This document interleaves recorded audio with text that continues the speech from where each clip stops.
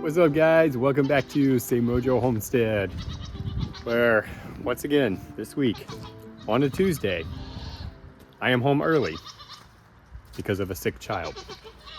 Not fun, but I'm gonna take advantage of that and go check on these goats. They should be kidding this week, so I am super excited. We got some footage on just kind of getting them prepared, which I'm going to show you in this video and kind of talk through a little bit of what we do, why we do it, and all of that stuff. But right now, I'm going to let them in one by one to get grain on the stand behind me so that I can just check ligaments and kind of see where we're at, because whew, Elsa is definitely going to be our first one. I think she'll probably go tonight. Now, if you own goats, you know the fact that I just said that means she's not going to give birth tonight, but she's definitely sunken. She'll be the first one in.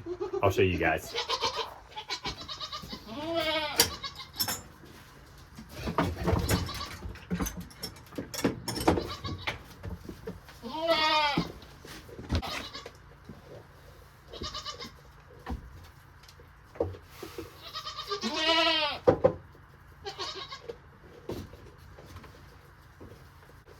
So one reason that we do this, like on the stand, is just to get them back in the habit, back in the routine of getting on the stand to get grain, so that when it does come time to start milking them, it just makes it a lot easier.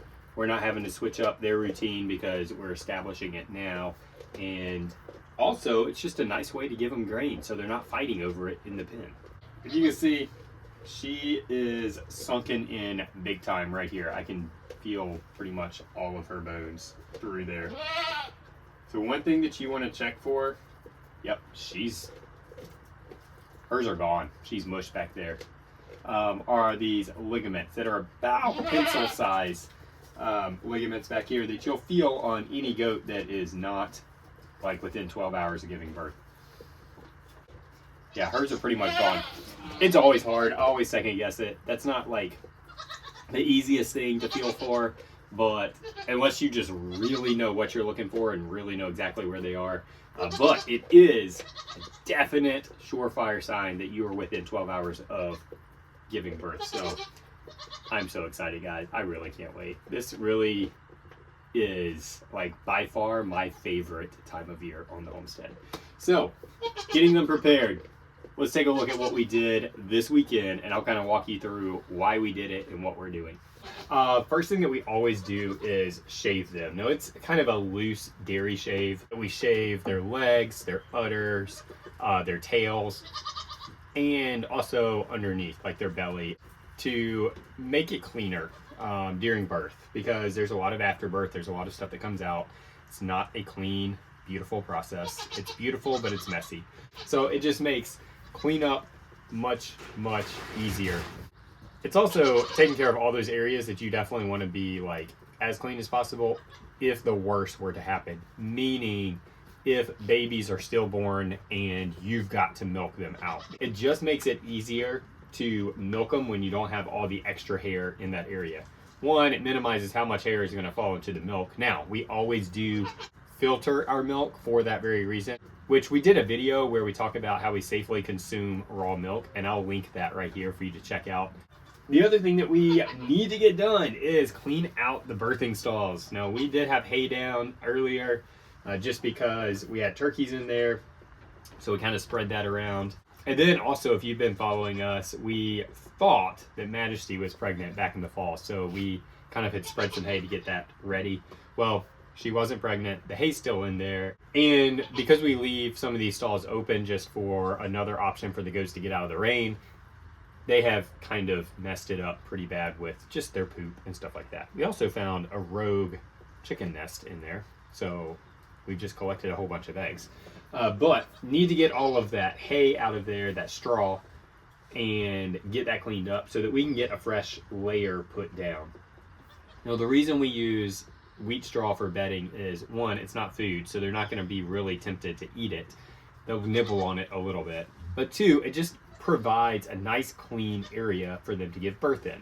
And it gives them the option to be able to bed down and be comfortable so they're not just laying on bare dirt. We also had some leftover wood chips that we had gotten for the baby meat chicks when they were still in the brooder, and we are going to just spread that on the ground. Just another kind of way to soak up excess moisture, also help to cut down on the smell a little bit. But we're going to put that layer down and then put down a fresh, clean bale of wheat straw. We only have 3 goats pregnant this go round, so we're only going to need 3 of these stalls.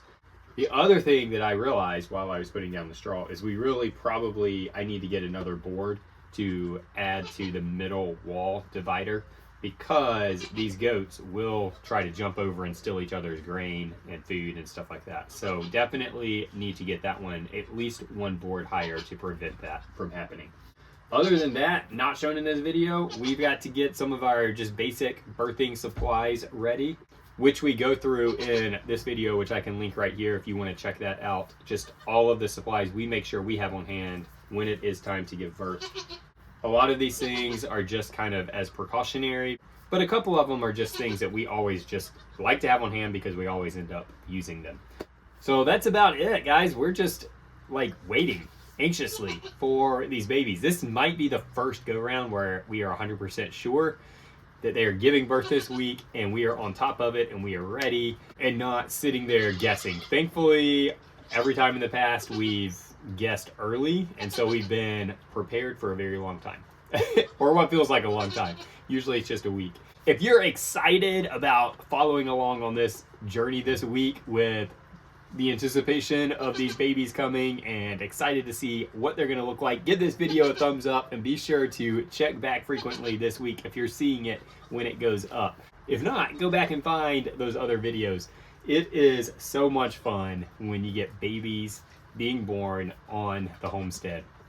One, you never know what you're going to get, especially with these goats. They come out with tons of markings. Sometimes they come out plain. It's just always fun. And 2, I mean, who doesn't love baby animals and the life that they bring? So we thank you guys for joining along with us and hopefully being excited with us this week. For those of you who have hit subscribed, we thank you so much for being a part of our YouTube family. If you have not done that, we invite you to do that. Come join the family. There's always room, and join along with everything that's going on out here at Semojo. Otherwise, guys, have a great week and be blessed.